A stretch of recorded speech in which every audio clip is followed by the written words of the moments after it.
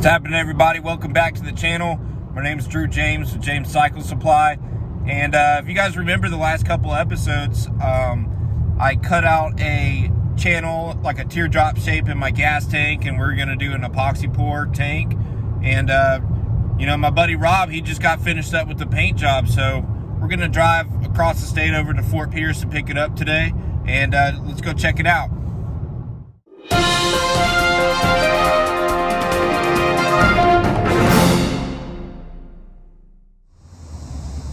Alright guys, so we finally made it over to my buddy Rob's hot rod shop, and we're going to pick up the gas tank and the fender that he painted for this bike. Let's take a little tour of his shop and then check out the tanks.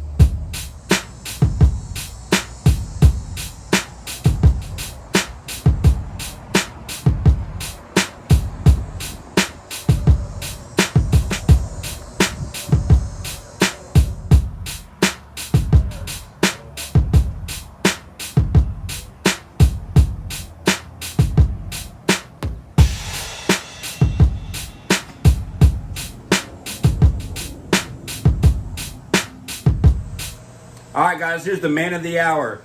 The fabricator, the painter, he does everything himself. He's one of the best guys that I know to do all this kind of stuff, and really thankful that he could squeeze me into his busy schedule to get this done. So you want to tell him a little about yourself, man? I'm Rob Nickel from Nickel Built, owner, operator at Nickel Built. Basically, we do hot rods, motorcycles, any kind of fabrication, paint work, everything except upholstery. Yeah, that's pretty much it. And you put down some killer flames on this tank then, huh? Yeah, this actually came out really good. Wait till you guys see it. I flipped when I first walked in here. It's just it's incredible. The craftsmanship is totally top shelf, next level. So if you guys need paint or custom work, definitely hit Rob up. I'm going to put a link in the description to his Instagram and website and all that kind of stuff, so you guys can check him out. So let's check out this paint job.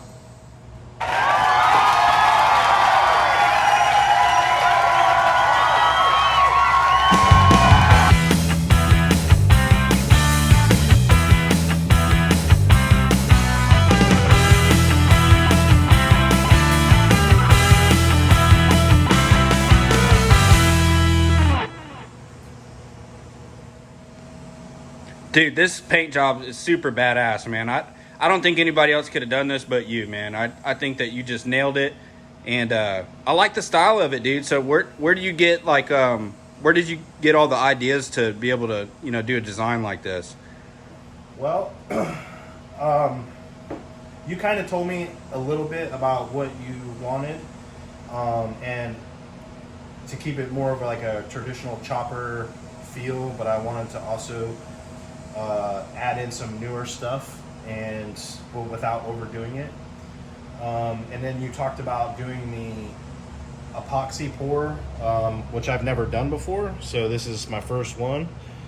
And you pinstriped it, dude. Yeah, I did pinstripe that. Yeah, I didn't want it to have like just a basic edge. I wanted it to have something without taking away from the inside.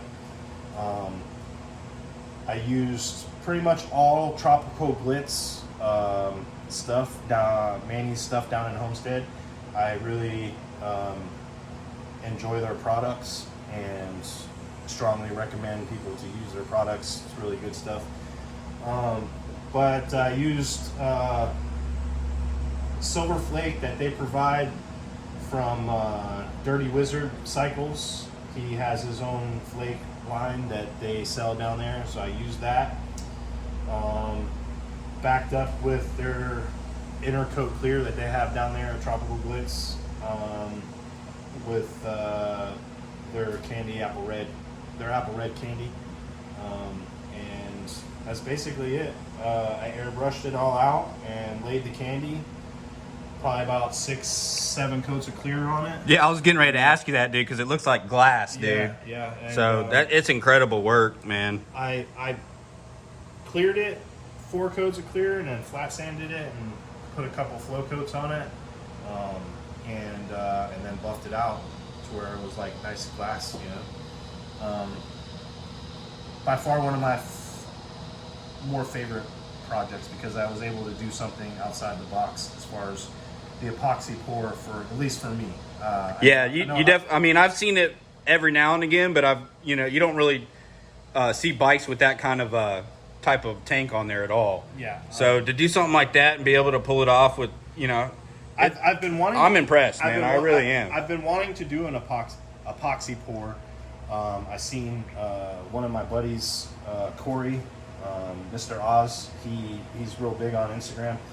He did one a while back, and ever since I seen his, I really wanted to try it. And then you came along and was like, "Hey, man, I want to do epoxy pour." I was like, "Now's the time," So I learned a lot by doing it, and. So if people want to hit you up for this kind of work, they can just email you or hit you up on Instagram or call you or something like that, right? Absolutely, yeah. They can call me. We're on all of the social media platforms. We're currently trying to put a YouTube channel together, but outside of that, all the other platforms you can find me on. We also have a website. We actually have a QR code over there, the nickel boat. Here's the QR code, guys. If you want to scan that, that's how you get a hold of them. All right, Rob, so you mind give us a quick little tour of your shop, man? Show us some of the projects and all that kind of stuff you're working on. Yeah, absolutely. Don't mind the mess. We do a lot of work out in the shop, so there's messes and corners and stuff like that, but it's a shop. So this is a 53 Chevy cab that I'm doing some rust repair on for a buddy of mine. This is a 56 Ford cab I'm also doing rust repair on. So that's a lot of work. So you're replacing all the sheet metal, re-welding it, and all that kind of stuff. Cab corners, all that stuff. This truck is actually chopped. It was chopped by someone in Colorado who, I don't know who it was, but they didn't do a very good job of filling the roof, so I got to fix that part. For my buddy bought it. My buddy here bought it from another friend of mine who found it in Colorado, and he came here, and now we're doing all the rust repair. The frame and all that's done. It's all airbagged and everything. It's going to be a pretty cool truck. This right here is a 54 Chevy. They don't make them like that like they used to, huh? We're airbagging this car to lay flat on the ground using switch air suspension. This is actually going to be my first YouTube channel.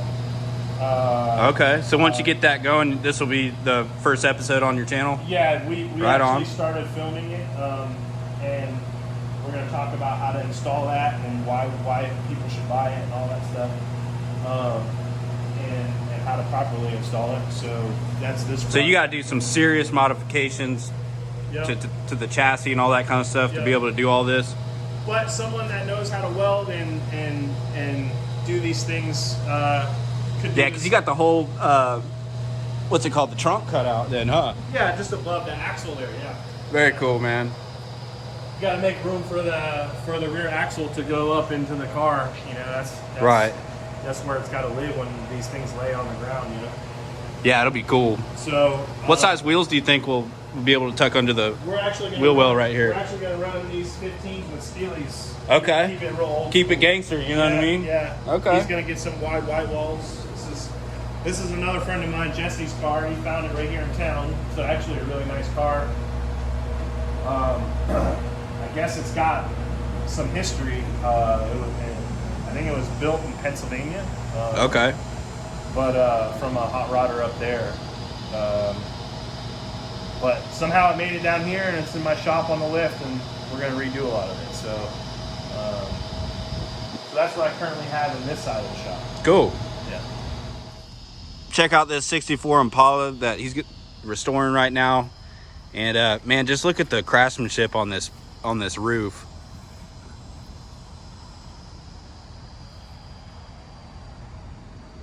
That's next level. Look at the water. I thought there was water on there, but it's actually the paint. Yeah. Yeah. So I think that's a company secret. We don't have to tell them how you do that, but. Well, I'm sure. That's That's next level though, dude. I thought it looked like it just rained on it, That's really cool, man. Yeah, this is my buddy Eddie's car. It was here. He painted this car probably 15 years ago, and it's here to get repainted. We're actually changing it up. This is going to get it's here today to get started changing the green color. He doesn't want green anymore. A while ago it came and we did the roof, and now it's gonna get, basically the top of it's getting a metallic black where the green is, and then this is staying silver.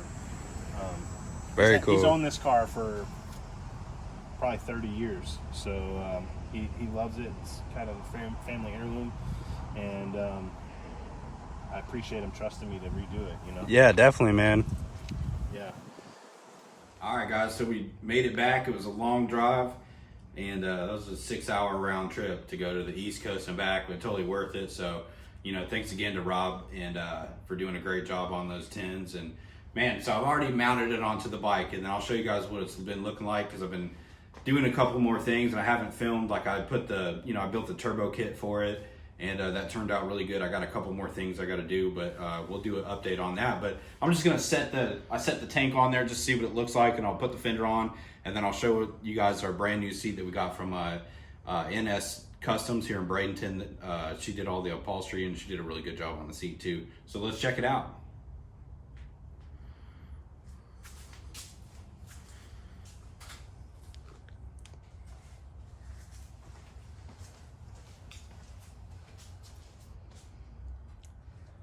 I mean, I think it looks incredible. It looks really good on the bike. Really cool. Look at that. You got King of Kings, got Jesus on the cross in there. I mean, that's super awesome, you know what I mean? So it's cool to put stuff in the gas tank that glorifies God, you know? So turned out really well. I'm really happy with this. This is awesome. So for now, let's try this fender. So let's mount this fender on really quick, and then I'll talk to you guys about the turbo. All right, so yeah, like y'all already kind of seen this, but man, it's just really nice. So let's just do a mock-up fit. I'm not gonna tighten anything down, but I'm really excited. This is like Christmas morning for me, you know? So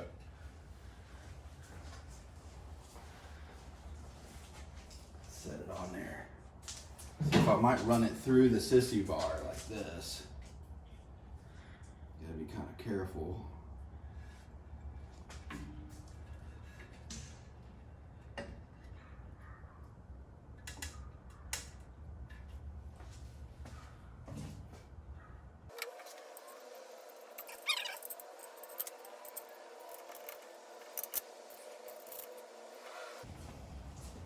And I'll probably just throw one in there just for now, just to see what it looks like, and then I don't want to tighten everything down because I don't have like the rubber washers I need yet. So we'll just do this for mock-up purposes, but with a little chrome spike on there. Man, that looks good, doesn't it? Yeah, that's sweet. It's looking really good.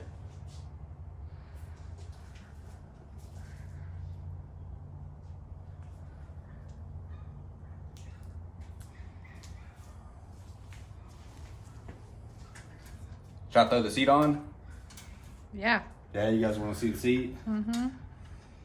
So this seat's actually really cool because I welded like you remember in the last episode, I made like a little teardrop shape for like a little pocket. You know, put my registration and stuff in there. So it turned out pretty good. It didn't come out exactly the way I wanted, because if I knew it was just going to be like a normal hole with the upholstery, I just would have made it bigger and not have bothered with the teardrop shape. But the quality of the seat is really nice. So check out this bad boy. Nice diamond stitch. I mean, the quality of this is really good. And then the little pocket that I was telling you about, little stash spot, you can put your registration or whatever else you want to put in there. Red velvet, just beautiful. So yeah, let's set this on here and see what she's looking like.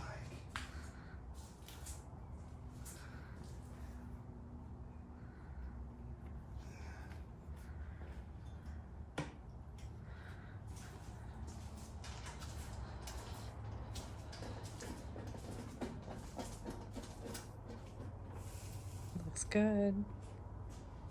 That's a good looking bike. This thing's gonna be sweet. So, but yeah, it's coming together. Still got a lot of work to do, but things are getting done. All right, so man, this thing's really coming together. I'm really excited about this build because, you know, I'm putting together my dream bike. This is my dream Shovelhead bike that I had in my head, and it's cool to, you know, after months of hard work and designing stuff, making things, and, you know, having your friends help you out with all the stuff they're really good at, things are coming together. So, but yeah, I didn't film anything about the turbo kit, so this is the first time you guys are seeing this, but I spent a lot of time making this manifold out of stainless steel. It's a 2-piece manifold, and put a little V-band in right there, and so I can take, you know, 2 of it apart. It's easier to work on. But this was a lot of work. It was pretty complex, you know, welding, cutting, and all that kind of stuff. It took a lot of time. So I'm running a S100 Schweizer. It's basically a Borg Warner sister company, and I'm running a 38 millimeter tile wastegate with a 4-pound spring. And I wanted to do something cool, so I did like a pretty crazy looking dump off the wastegate, so that thing's gonna throw some fireballs out of it for sure. And I still got to do a little bit more work. I'm gonna do a draw through setup, so I got to plumb the turbo into the manifold and stuff like that on the cold side, but I think it's looking really sick. Let's check out the downpipe of the turbo. Finished that the other day.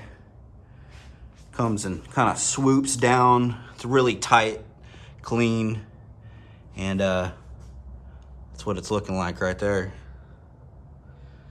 So super excited. We'll be having a roller here pretty soon, so I'll be putting the front end on, doing some stuff for that, and yeah.